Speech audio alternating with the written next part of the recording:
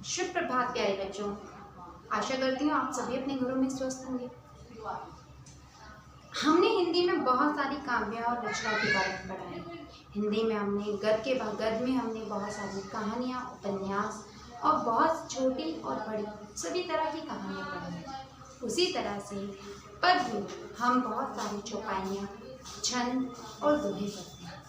आज जिस विषय के बारे में हम आपको बताने जा रहे हैं वो है दोहे। वैसे तो कबीर जी के दोहे के बारे में अगर बात की जाए तो कबीर जी के दोहे जो हैं विश्व में बहुत ज़्यादा प्रसिद्ध हैं। खुद कबीर जी के दोहे जो हैं हमें जीवन के सही विचार, सही ढंग से चलने का या विचार प्रदान करते हैं। उनके दोहे हमें मोटिवेट करते हैं, बहुत ज़्यादा जो है हमें प्रेरित करते हैं कि हम किस तरह से अपने जीवन को जिए। कबीर जी जो हैं सूफी संत कवि थे। तो आज हम उन्हीं के दोहों के बारे में बात करेंगे। तो बेटा सभी अपने आप पेज नंबर 64 ओपन करेंगे। तीमर गया रवि देखते, कुमति गई गुरु ज्ञान। कुमति मतलब होता है अज्ञानता। सुमति गई अति लोभ ते, भक्ति गई अभिमान। कबीर जी इस दोहे में कहते हैं कि ज़्यादा लोभ करने पर में, जिस तरह से इंसान के मन में लालच आने पर बुद्धिमान व्यक्ति का भी जीवन जो है नष्ट हो जाता है, उसकी बुद्धि नष्ट हो जाती है। और अधिक भक्ति, जब भक्ति में अभिमान आ जाए, जब आपको अभिमान हो, ठीक है, आप बहुत अच्छी तरह से पूजा अर्चना करते हैं, भगवान की पूजा आप बहुत अच्छी तरीके से कर रहे हैं, जहाँ पे आपकी भक्ति में अभिमान आ जाए तो आपकी भक्ति भी नष्ट हो जाती है। उसी तरह जिस तरह से सिमर गया रवि देखते, जिस तरह से अंधकार, रवि में सूर्य को देखकर अंधकार अंत हो जाता है, और कुमति गई गुरु ज्ञान, और अज्ञानता जो है गुरु ज्ञान प्राप्त ही, गुरु का ज्ञान मिलते ही अज्ञानता जो है नष्ट हो जाती है। ठीक है, इसी तरह से हमें अधिक लालच करने पर क्या होता है, हम सभी जो है सुमति गई, बुद्धिमान व्यक्ति भी नष्ट हो जाता है, उसकी बुद्धि नष्ट हो जाती है। दूसरे दोहे में कबीर जी कहते हैं, ऐसी बानी बोलिए मन का आपा खोए, औरन को शीतल करे आपो शीतल होए।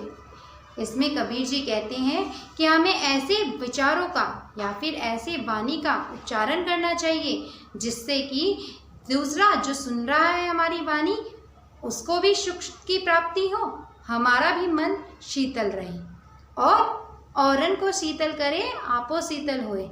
हम दूसरों को तो सुख की प्राप्ति कराएं ही, खुद भी सुख की अनुभूति करें। मीन्स हमें कभी भी किसी से भी कठोरतापूर्वक या निर्दयता तरीके से बात नहीं करनी चाहिए, कटु वचन नहीं बोलने चाहिए, ऐसी वाणी बोलनी चाहिए, ऐसे शब्दों का उच्चारण करना चाहिए जिससे कि मन में तृप्ति या मन में आनंद आए। ठीक है, तो बेटा अब हम नेक्स्ट अपने दोहे के बात करेंगे। अति का भला ना बोलना, अति की भली ना चुप, अति का भला ना बरसना, अति की भली ना धूप। कबीर जी इसमें कहते हैं कि इंसान का अधिक बोलना भी गलत है और अधिक चुपचाप रहना भी गलत है। जिस प्रकार बरसात ज़्यादा होने पर बाढ़ आ जाती है, फसलें नष्ट हो जाती हैं, और अधिक धूप आने पर जो सूखा पड़ जाता है, इसी तरीके से मानव के जीवन में उसके अधिक बोलने से उसके जीवन में संकट आ सकते हैं, और अधिक चुप होने से भी उस पर विपत्ति पड़ जाती है। किसी का बुरा सुनते रहोगे तो क्या होगा, आप अपने जीवन को ही नष्ट कर सकते हैं। तो इसीलिए बेटा कभी भी ना तो ज़्यादा बोलना अच्छा होता है और ना ही चुप रहना। ठीक है, अब हमारे नेक्स्ट दोहे में दिया है गोधन, गोधन गजधन, बाजी धन और रतन धन खान। जब आवे संतोष धन, सब धन धूरी समान। यहाँ पर कबीर जी 4 धनों के बारे में वर्णन कर रहे हैं, मीन्स लक्ष्मी के बारे में बात कर रहे हैं। एक गाय धन, गज मीन्स हाथी का धन, बाजी मीन्स घोड़े का धन, और तीसरा खनिज या फिर स्वर्ण मुद्राओं का धन, जो आपके पैसे मनी आप देखते हो ना, उसका धन। ये 4 रतन धन जो है किन्होंने बताए, आपके कबीर जी कहते हैं कि ये 4 मुख्य रतन धन हैं परंतु जब आपके पास संतोष धन आ जाए, संतोष मीन्स बेटा जितना मिल रहा है जब आप उसमें ही तृप्ति करना सीख जाएं तो उससे बड़ा धन कुछ नहीं है। सब धन धूल समान, सारे के सारे धन जो है एक धूल के समान है। जब आपके पास कौन सा धन हो? संतोष धन हो। तो जीवन में इंसान को कैसे ही अपने जीवन रखना चाहिए? संतोष में रखना चाहिए। जितना मिल रहा है उतने में तृप्ति रखें, तो उससे क्या होगा? आपका जीवन सुखमय सफल होगा।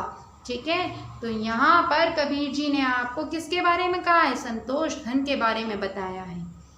यहाँ पर अब चौथे हमारे जो है 5वें दोहे के बारे में यहाँ पर कबीर जी कहते हैं, जहाँ दया वहाँ धर्म है, जहाँ दया वहाँ धर्म है, जहाँ लोभ वहाँ पाप, जहाँ क्रोध तय काल है, जहाँ क्षमा तय आप।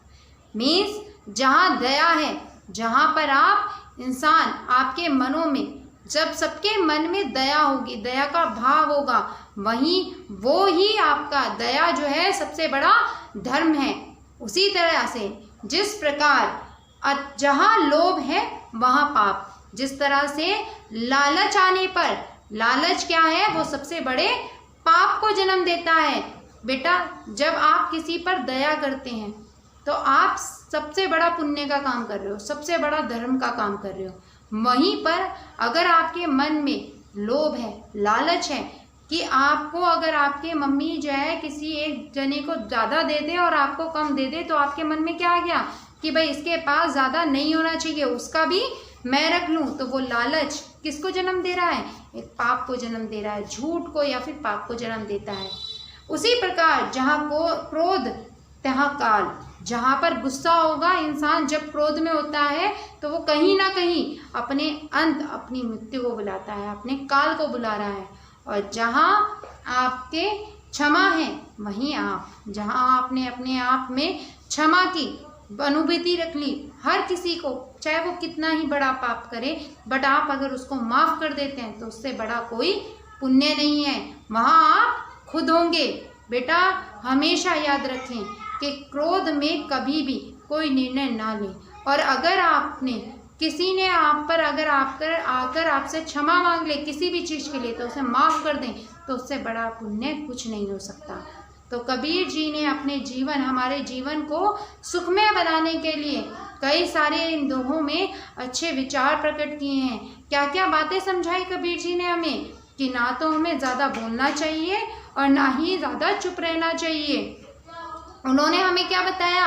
कि हमें लालच नहीं करना चाहिए, हमें लोभ नहीं करना चाहिए, ना ही हमें ज़्यादा किसी संतोष धन की प्राप्ति में मन में संतोष रखना चाहिए, जितना मिला उसमें संतुष्ट रहना चाहिए। और क्या बात आपको बताई है कबीर जी ने?